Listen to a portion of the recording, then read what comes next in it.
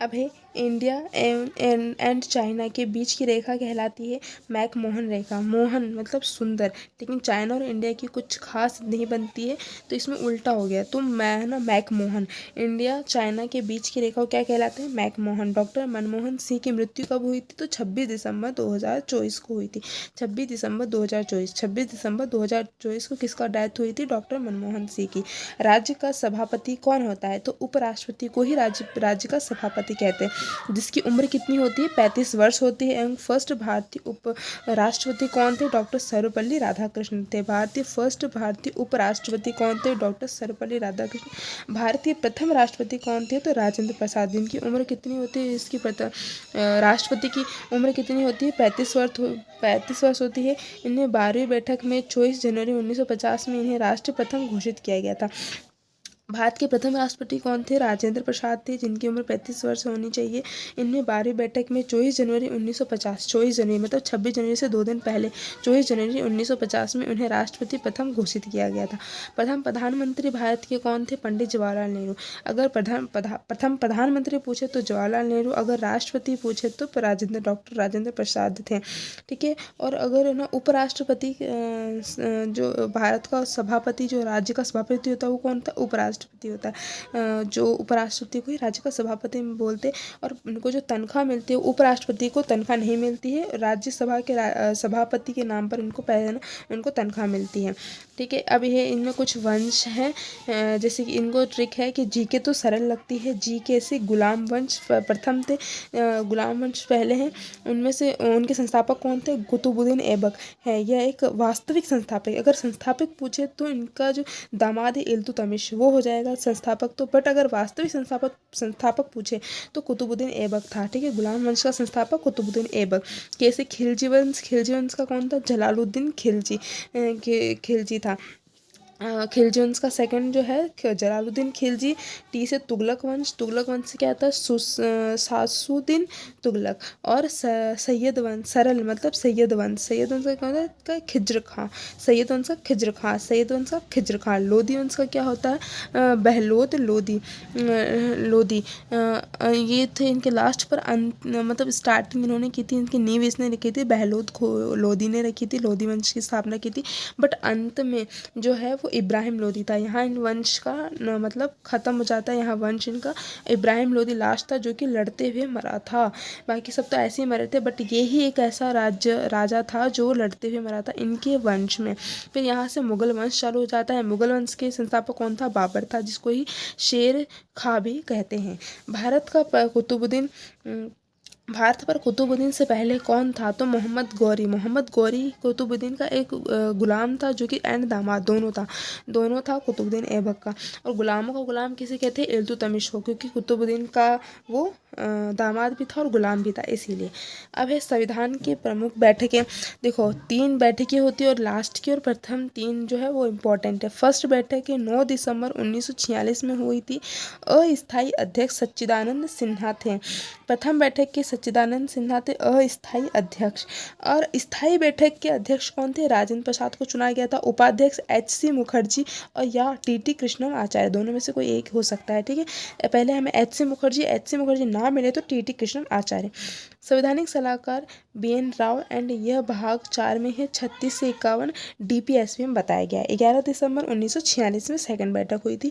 13 दिसंबर 1946 में थर्ड बैठक थी। उद्देश्य प्रस्तावना को पढ़कर पंडित जवाहरलाल नेहरू ने प्रस्तुत किया था। 13 दिसंबर 1946 में थर्ड बैठक के उद्देश्य प्रस्ताव को पढ़कर किसने सुनाया था? पंडित जवाहरलाल नेहरू ने प्रथम बार पढ़ के सुनाया गया था।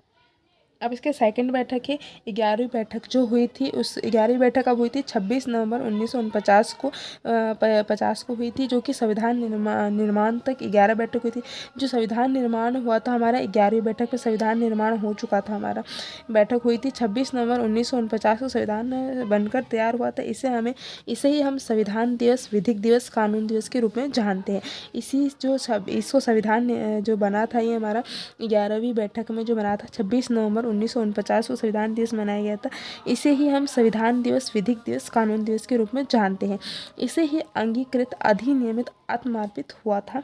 इसे कब हुआ था? 26 नवंबर 1949 को हमारा संविधान हमारा अंगीकृत हुआ था, अधिनियमित हुआ था, आत्मार्पित हुआ था, संविधान दिवस, विधिक दिवस, कानून दिवस के रूप में से मनाया जाता है। अब हमारे 12वीं बैठक में कुल बैठक 12 हुई थी। लास्ट बैठक थी हमारी 12वीं बैठक 24 जनवरी 1950 को 12वीं बैठक हुई थी। 24 जनवरी 1950 को हमारा राष्ट्रगान को स्वीकृति मिली थी। इसे गाने में 52 सेकंड का टाइम लगता है। इसमें इसके रचयिता कौन थे? रविन्द्रनाथ टैगोर हैं। वह इसे कलकत्ता के अधिवेशन में 1911 में गाया गया। सबसे पहले इसको कहाँ गाया गया था? 1911 में गाया गया था सबसे पहले।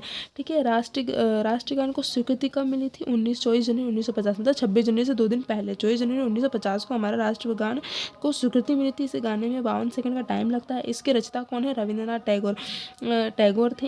इस कलकत्ता अधिवेशन में गाया गया था। अब राष्ट्रगीत को स्वीकृति कब मिली थी? राष्ट्रगीत को स्वीकृति दी गई थी। राष्ट्रगीत को भी इसी दिन स्वीकृति मिली थी। इसको गाने में 65 सेकंड गाने में लगता है। इसके रचयिता कौन है? बंकिम चंद्र चटर्जी। इसे 1896 में कलकत्ता के अधिवेशन में फर्स्ट बार गाया गया था। इसे ही राष्ट्रपति राजेंद्र प्रसाद चुने गए थे। जो है ना हमारे 12वीं बैठक है ना, उसी में हमारे जो राष्ट्रपति, प्रथम राष्ट्रपति राजेंद्र प्रसाद, उनको चुना गया था। और जो सत्र की शुरुआत होती है संसद की जो सत्र की शुरुआत होती है वो किससे होती है? जन गण मन से होती है। और समापन किससे होता है? वंदे मातरम से होता है। इसी में आपने एक चीज़ नोटिस की होगी, जो हमारी 11वीं बैठक थी 26 नवंबर 1949। तो जो हमारा संविधान दिवस है जो कब मनाया जाता है? 26 नवंबर 1949। और वही 26 दिसंबर 2024 को कौन गए थे? डॉक्टर मनमोहन सिंह। मतलब तारीख डेट सेम है, 26 नवंबर, वो भी और वो है 26 दिसंबर 1948 को हमारा संविधान दिवस लागू किया था। और वो है 26 दिसंबर 2018 में वो 2024 में वो उनकी डेथ हुई थी, डॉक्टर मनमोहन सिंह की। अभी हमारा होता है संविधान सभा की अनुच्छेद, जो मोस्ट अनुच्छेद के बारे में बात की। अनुच्छेद में कौन कौन सी क्या क्या है। ठीक है। तो संविधान सभा के प्रथम जो अनुच्छेद है उसमें किसकी बात की गई है? किसी नए राज्य को बनाना। अगर किसी नए राज्य की स्थापना करनी है या फिर किसी नए राज्य को बनाना है तो वो इसकी बात किधर बात की गई है? प्रथम अनुच्छेद में बात की गई है। सेकंड अनुच्छेद में क्या है? पैसा तनख्वाह की बात की गई है। मतलब नया राज्य बन गया प्रथम में। ठीक है। सेकंड में क्या है? पैसे की बात करेंगे, तनख्वाह किसको कितनी मिलेगी। ठीक है। थर्ड अनुच्छेद में क्या है? शपथ या प्रतिकार की बात की गई है थर्ड में। तो फोर्थ अनुच्छेद में सीटों का बंटवारा। ठीक है। प्रथम में क्या गया था? क्या गया था? राज्य बनाया गया। सेकंड में पैसे की बात करी गई। तीसरे में हमारी शपथ ली गई। चौथे में सीटों का बंटवारा हुआ। उपराष्ट्रपति जो होता है वो राज्यसभा का सभापति होता है। इसका वेतन नहीं है कहीं भी। ठीक है। उपराष्ट्रपति का वेतन नहीं दिया जाता, उसे राज्यसभा का सभापति के पद पर वेतन मिलता है। अनुसूची में पाँचवें अनुच्छेद में जो अनुसूचित जनजाति है उनका अलग संविधान कानून बनाया गया है। ठीक है। तो ये हमारे कुछ ऐसे संविधान के अनुच्छेद है। पहले अनुच्छेद में हमारे क्या गया था कि है ना, नए राज्य बने गए थे। सेकंड में पैसे का तनख्वाह की बात करी गई। थर्ड में शपथ प्रतिकार की बात की गई। चौथे में सीटों का बंटवारा किया गया था। और पाँचवें में जो है वो हमारा अनुसूचित जनजाति का अलग संविधान प्रस्तुत किया गया था।